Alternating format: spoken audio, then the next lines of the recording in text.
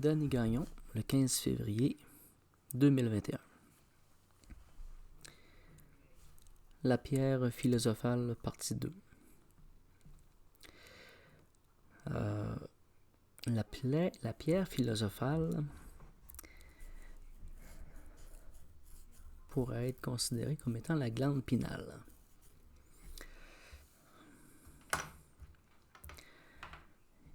Et je serais porté à croire que la glande pinale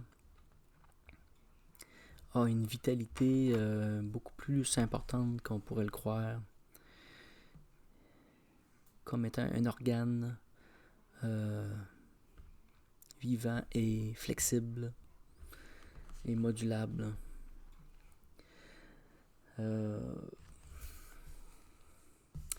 Et dans la fonction de la pierre philosophale, il y a l'effet de réflexion. Ce qui permet ou ce qui nous fait voir les choses de façon inversée. Tout ce qui nous arrive dans notre conscience nous arrive par réflexion. Et dans cette réflexion, et qui pourrait être pris en confusion, c'est-à-dire la couleur arc-en-ciel. Au niveau de la couleur arc-en-ciel, de ce que j'ai pu observer et des informations que j'ai recueillies récemment, nous parlons de l'observation de notre essence. Nous observons notre essence. Lorsque nous allons avoir des visions arc-en-ciel, nous sommes dans l'essence ou dans la vision de l'essence. Et on pourrait même dire qu'on entrouvre la porte du divin.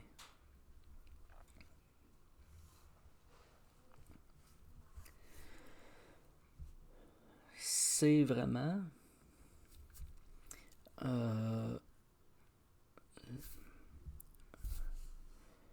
c'est comme si on parle de la pierre philosophale, mais avant même d'aller vers le corps divin ou la conscience divine, nous avons l'essence qui est légèrement séparée.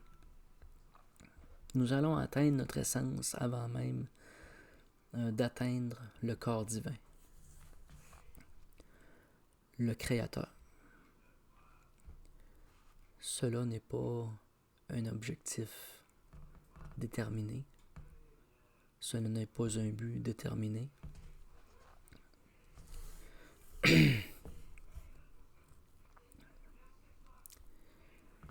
De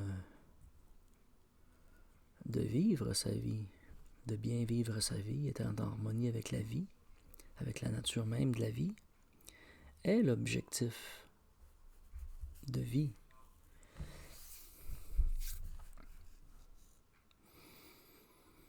Donc, la pierre philosophale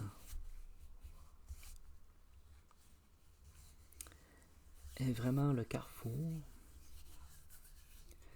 Et un carrefour aussi, j'ai parlé de l'optique dimensionnelle et l'optique temporelle, est vraiment la structure qui nous permet de recueillir l'information de l'optique. La pierre philosophale devient un optique car notre essence est un corps temporel. Et la pierre philosophale nous permet de lire ce corps temporel. Et nous permet aussi de rentrer dans la compréhension du micro et du macrocosme. C'est après une discussion avec mon ami Carole qui m'a amené quelques points comme ça, puis son questionnement était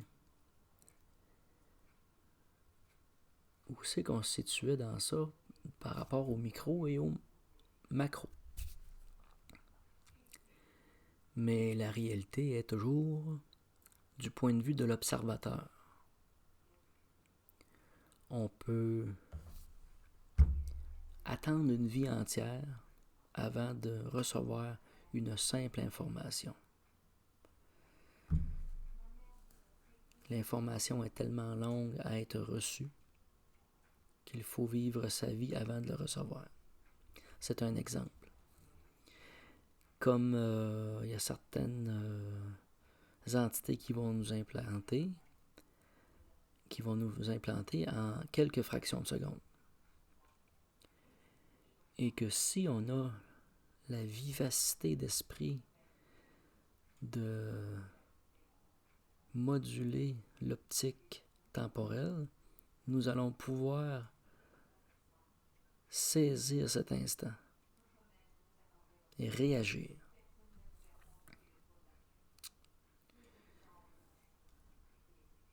On est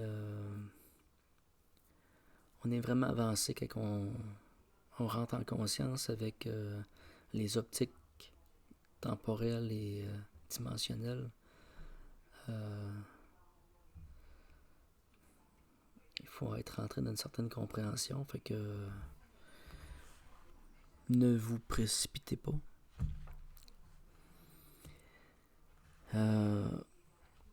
Puis ça rentre dans la précipitation, quand on parle de précipitation, de vouloir aller très vite, très haut, rapidement.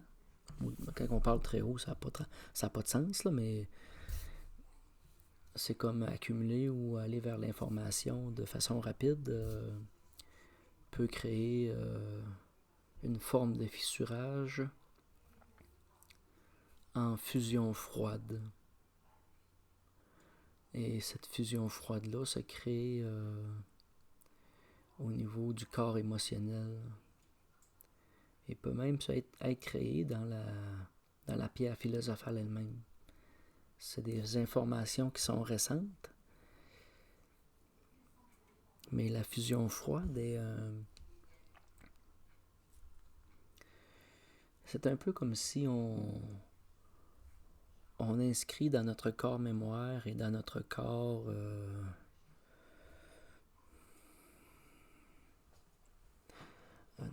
mémoire et notre corps de croyance, et on fige cette croyance. On la fige en superposition pour construire une structure.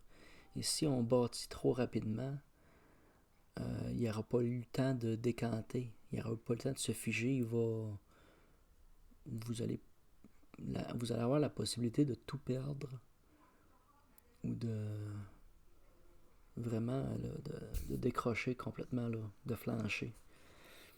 C'est important d'avoir une certaine démarche et un certain temps d'adaptation pour qu'à la fusion froide,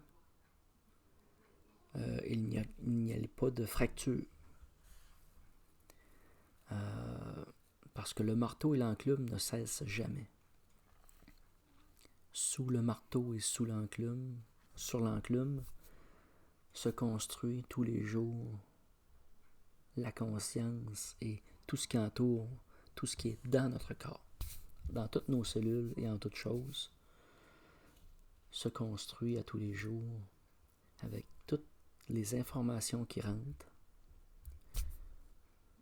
le rayonnement solaire. Nous bâtissons notre conscience. Et ce qui se bâtit refroidit et se fige. Et c'est ce que j'appelle la fusion froide. Et va venir impacter directement le corps émotionnel et le corps de la croyance, qui sont les stabilisateurs de la pierre aussi philosophale. C'est sûr qu'il y a d'autres corps qui viennent en ligne de compte directe, mais le corps émotionnel est un corps beaucoup plus important que je m'y attendais. Alors, je vous remercie et je me dirige vers la vidéo de le corps émotionnel. Merci.